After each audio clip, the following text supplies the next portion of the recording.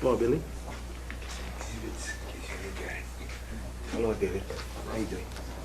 Good to see you.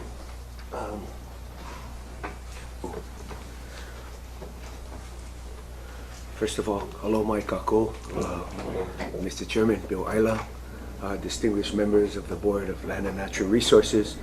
Greatly appreciate the opportunity to come and speak on behalf of the property in Banyan Drive. That is the subject of our previous conversation, Naniloa. I have a lot of respect for David Farmer, bankruptcy trustee. I've asked him very straightforward questions and got very straightforward answers. I don't appear before any of you as an adversary to the proceedings of bankruptcy. I sit here today as an advocate for my community. I live in Hawaii Island. I live in Volcano, but I work in Hilo every day. I've seen the condition of Naniloa for 7 years. And anybody who's proud to call Hawaii Island home, it breaks your heart every single day to see what it looks like in Naniloa. The county is responsible for properties on both sides, on either side of Naniloa. We just invested in creating Reeds Bay Beach Park. It was very popular with our families, our community, our puna, our children. We put in new comfort stations and bathrooms, new grass areas. And that'll be on the Puna side. On the Hamakua side, of course, we're responsible for Coconut Island or Moko'ola, Lili'uokalani Park, showcase places for our community. But in the interior on Banyan Drive, it is the kuleana of this board, the Department of Land and Natural Resources. To describe the condition as deteriorating is generous. To describe the conditions as deplorable is more accurate. I have the honor and privilege of serving my community as mayor for 5 years now. For 5 years, the condition at Naniloa has held East Hawaii economic hostage. The second most popular visitor attraction in the state of Hawaii after Pearl Harbor is Hawaii Volcanoes National Park. Incredible opportunity to stimulate the economy, to create jobs, to have an ancillary benefit or multiplier effect throughout the East Hawaii community because of that visitation, tourism, through visitors and residents alike. But none of that happened. 7 years. Each year has gone by. It's become increasingly embarrassed to call this place our home. We just celebrated the 50th anniversary of the Merry Monarch Festival, probably the showcase event in Hawaii. The Naniloa is charging over $300 a night. If I can pass around these exhibits. When the Naniloa was recently cited for safety violations of their kitchen, this is what they did to replace the kitchen. I spoke at a state convention there a month ago. I cannot even describe to you the embarrassment. To be able to welcome people to beautiful Hawaii Island. And if you look in the back, this is a spectacular area, you guys. I run through this area at least 2-3 times a week during my lunch break or early in the morning. Every day I run past, think to myself, how? How this one happen? That's one kitchen of a Volcano resort? Who would take their family eat over there? $300 a night? State conventions come, who coming back? People come from Japan, they're never coming back Hilo again. People now stay on the other side of the island, drive over, visit Volcano, go back. Drive over, take a helicopter tour, go back. Drive over, visit the beautiful botanical gardens, and go back. Well, everybody suffers. Why? Why everybody suffer? This is the hotel, you guys, and I'll pass this around. This is the Showcase Naniloa Volcano Resort for 7 years. Get that. We go over there for special events because where else we going? You know, Hilo Hawaiian right next door putting $17 million in, but they're always full. I don't even connections for get my friends in over there. You guys call me up, hey Billy, hook me up with a hotel. No can. Pack, full. Look at this, every condition. BLNR employees, this is our report. How the oversight for the last 7 years allowed this to happen. Where was the insurance of compliance? That's an entire tower, you guys. Look at that for 7 years. Showcase piece of property managed by the state of Hawaii, the board. How? How that? Every day. This is commercial street frontage right here. You know. This is where everybody comes. This is where our families play. Powerless, helpless. Many years I've sat with Bill Isla, who I deeply respect for many years. I've come, I've met with BLNR staff. You know, local style, especially as a leader. I think Japanese get a saying, the taller the stock, the lower you bend, right? Be humble, be respectful. You know, I don't call the media, I don't hold press conferences. I try to build relationships. I try to advocate for my community as respectfully as possible. I've met with Rob, you know, tried to, hey, help us out, man. People suffering. You know, as a mayor, you're the leader in the community everybody talk to. And I don't cruise around with entourage staff. I drive myself every day. You know, I walk in a community. People stop me in the supermarkets, at the soccer field with my kids, in the water while I surfing. Except if big, I tell them, oh, you gotta hold on, bro. We cannot talk right now. But look at this, you guys. This is, how can you say anything but shameful, disgraceful, deplorable? And if you go from the ocean, you stand up paddleboarding, worse. What I'm showing you is all pictures from land. You go from the ocean, you wonder. You know, I sit with George Applegate. He brought me the old newspaper clippings when the Naniloa went open. This is everybody. Try imagine as the mayor, as an advocate for 187,000 people on Hawaii Island. You gotta welcome people to your beautiful island. And in a challenging economic environment, our assets need to be closely guarded, right? Ensure compliance. You know, one time when we had the worldwide voyage blessing, our respected and revered navigator, Naniloa Thompson, said something. It made me turn and listen and said, absolutely correct. And what he was saying in the blessing of the voyage was, as a navigator, and I take that as a leader, your first decision is the most important one. If the first decision is wrong, every decision after that is wrong.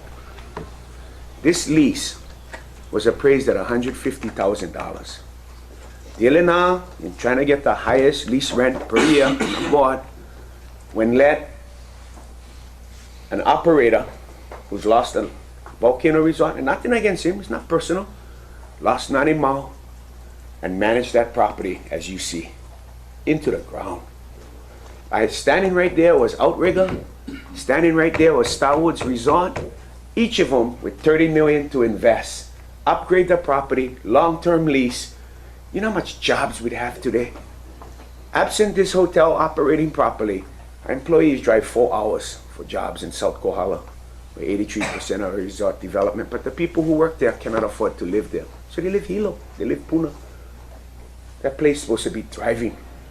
But we allowed this $5 million over 5-year investment. Really? And the current lessee stood there and just outbid all qualified hotel resort property managers. He just bid it up, 300, 400, 500. These guys looked at each other, Outrigger, Starwoods, and said, we cannot pay that kind of lease rent and make one viable resort, hotel, hospitality, business run properly. So they all walked away. One guy got them. And the oversight has been poor. It's not one finger pointing, it's not an excuse, it's not one blame, it's some fact. He had a $1 million performance bond that they let use to pay the lease rent. That wasn't for lease rent, that was a performance bond to ensure compliance with the lease. You know, and I respect the council here advocating for the bank, for trust, but that's not my interest.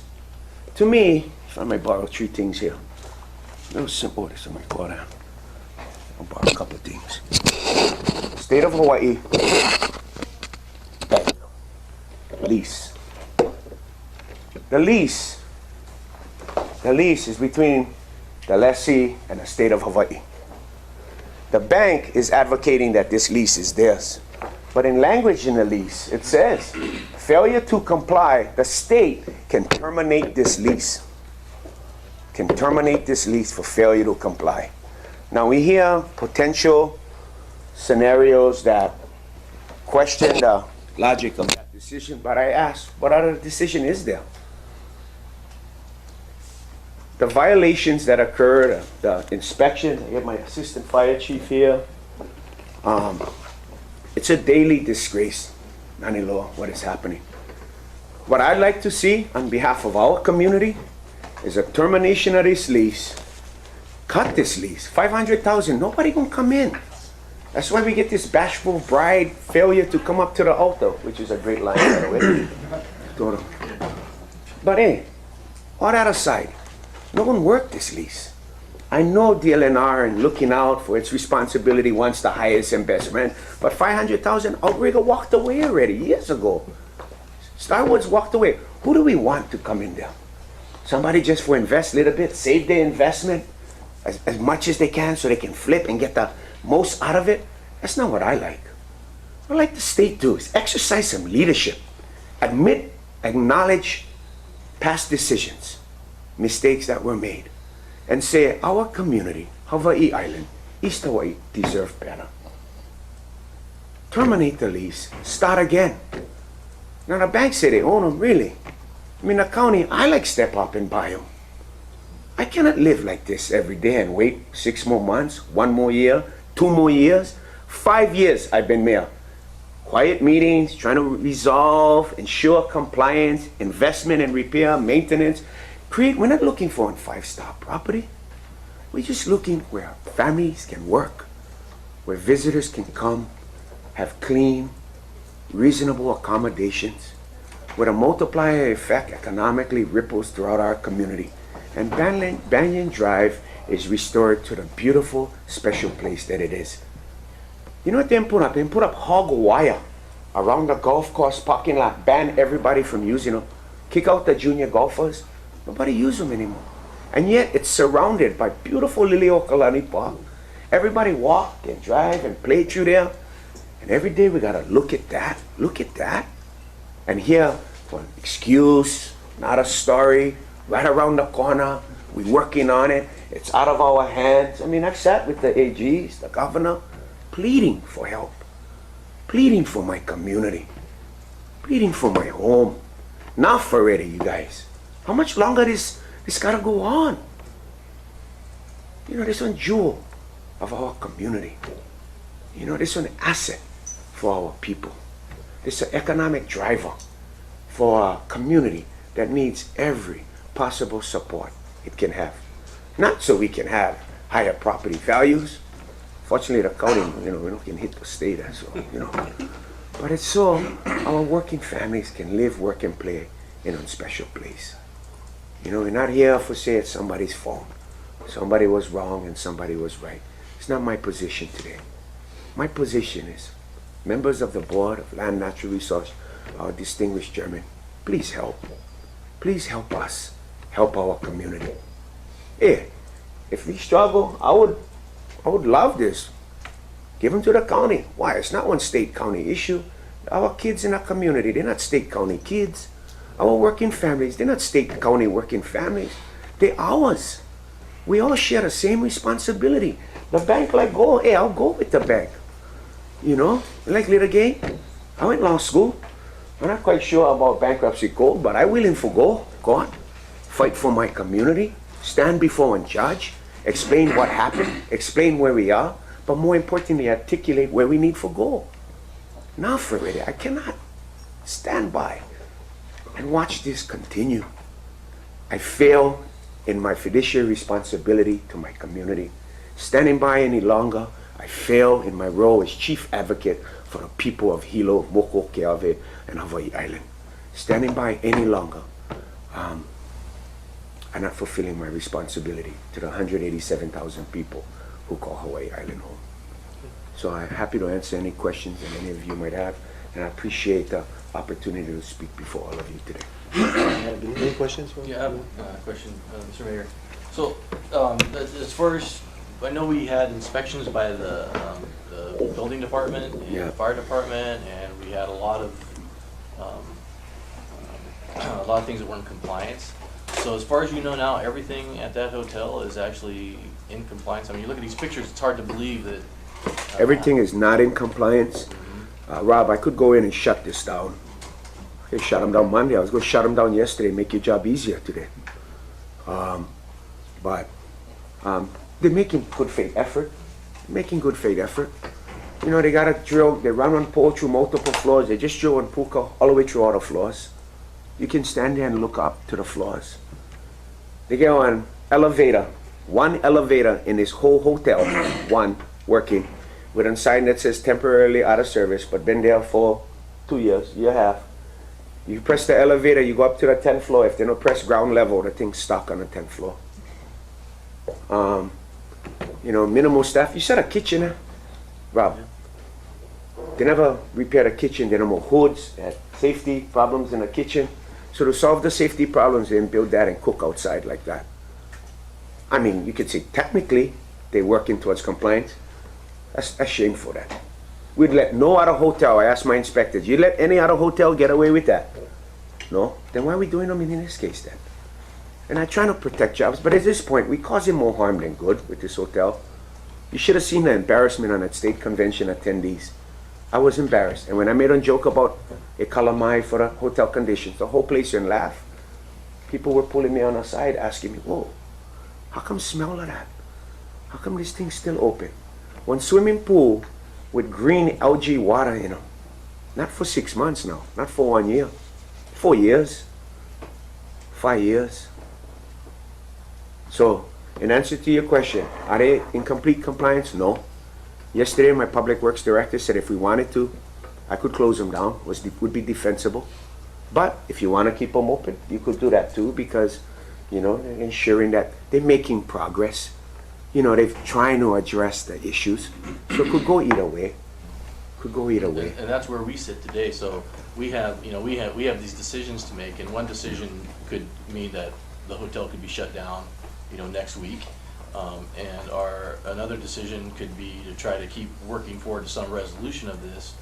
And yet, you know, I agree with you that the lease is inherently faulty.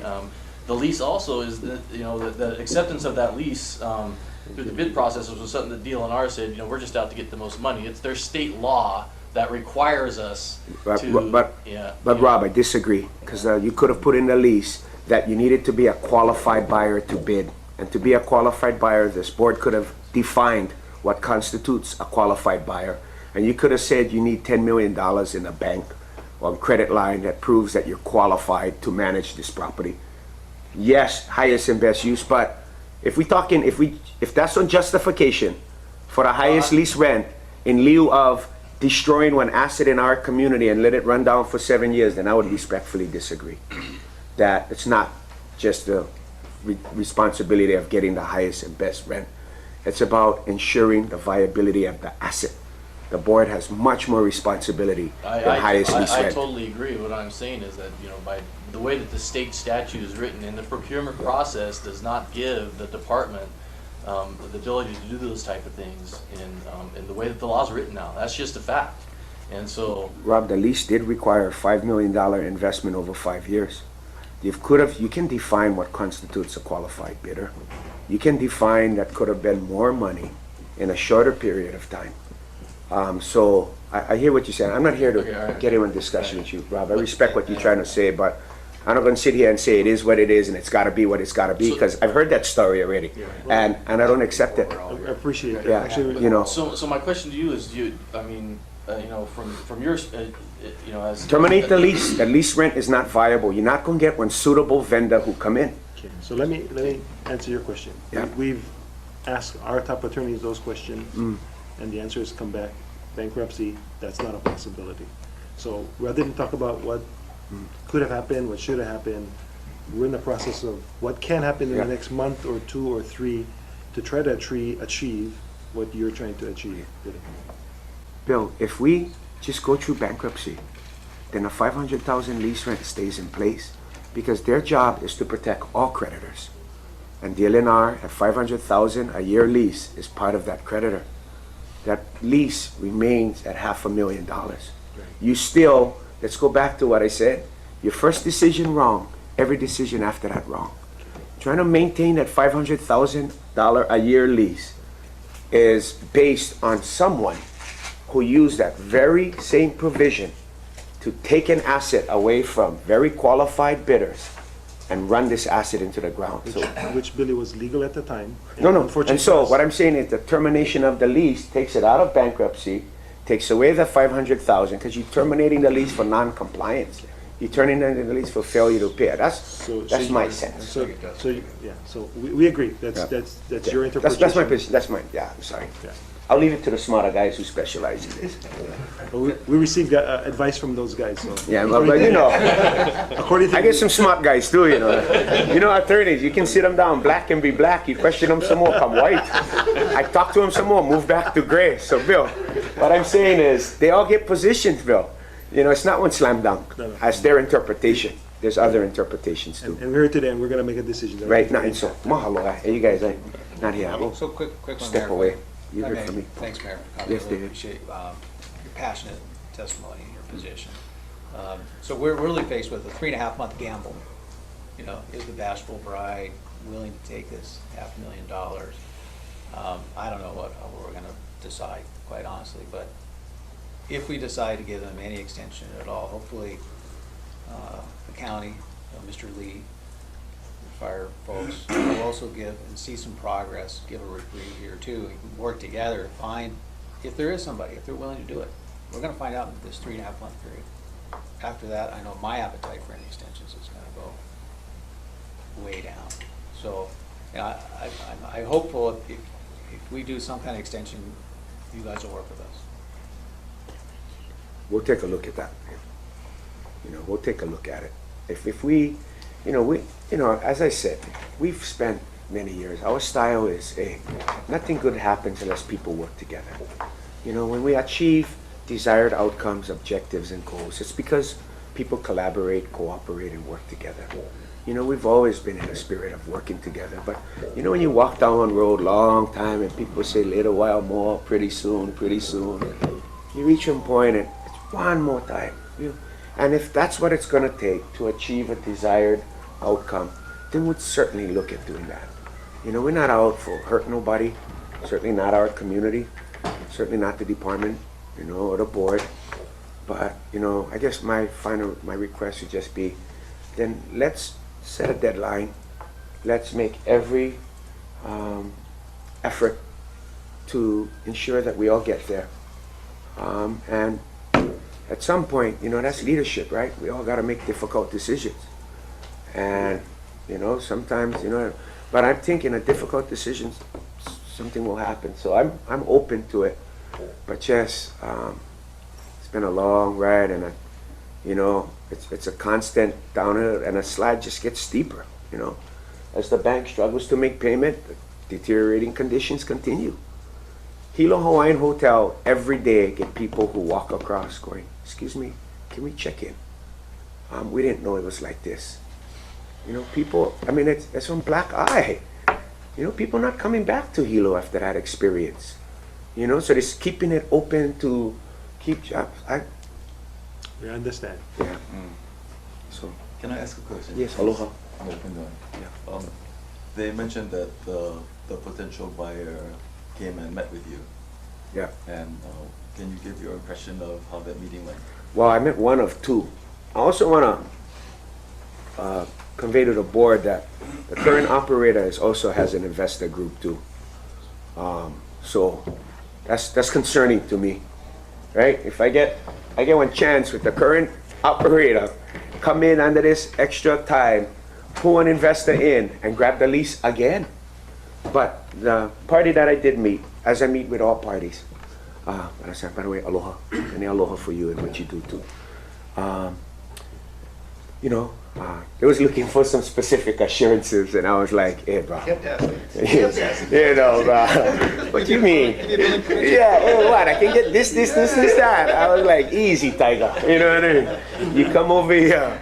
You know, my position's always the same with potential investors. I say, we don't put up roadblocks.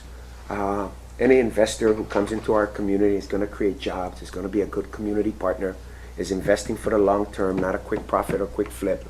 That will look to assist, facilitate, and help you guys out. You know, we're not going to change the rules of the game. I know all investors look for predictability and certainty. If you sit down and we lay out what it is you want to accomplish and how you want to get there, I will certainly work with you and ensure that you receive what you need in a timely manner. As long as you dot every I, cross every T's, we're not going to, you know, put up obstacles, hurdles, or barriers. So, we're two brothers. They were, guys who answered questions. They were looking for more than they were gonna get. But I encouraged them to stay in the game. And if they're successful, we look forward to you coming and helping rehabilitate, invest, and create a, nice accommodation in a community. So, hard to assess in one meeting. But David called, and if Dave calls anytime, I'll assist. Dave, I'm a good guy. Smart bugger too. So, but I still don't believe him. But I told him earlier, hey Dave, you get guys in our community, bring them. I like meet them. I like look them in the eye, ask them a couple of questions. At least get on read on them. Get a pulse. Yeah, I just guess get the that's what I pulse. That's all I could do. wanted was your read on whether or not you thought maybe they had the potential. I mean, get chance. Those guys get chance. Two brothers. What their names? Gillespie. That's Gillespie boys. Yeah. Out of Florida. What is it? Florida. Out of Florida. Yeah. I mean, get chance. If those guys could pull them off, yeah, I'd be happy. But still a lot of uncertainty there, right? Anybody could swoop in. Now I said, can you imagine? I gotta sit there, come out of bankruptcy, and a current operator go and investor, and they all look at me, and then everybody go like this. Oh, sorry, bro. No can help. That's bankruptcy. Oh, sorry, no could help, but the lease is the lease. Oh.